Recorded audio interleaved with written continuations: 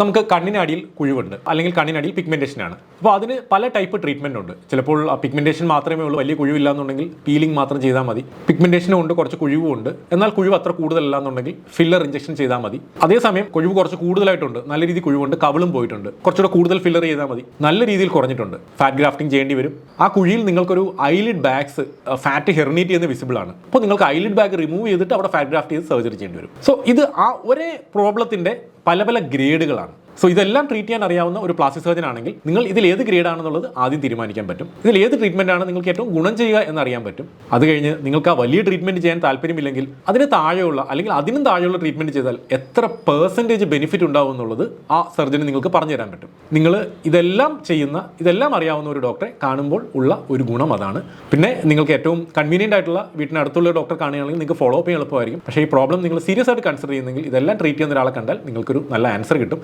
Treatment നിങ്ങൾക്ക് എവിടെ വേണമെങ്കിലും ചെയ്യാം. സോ ഈ ഡിസിഷൻ എടുക്കുമ്പോഴാണ് ഞങ്ങളുടെ ഇമ്പോർട്ടൻസ് ഏറ്റവും കൂടുതലായി വരുന്നത്.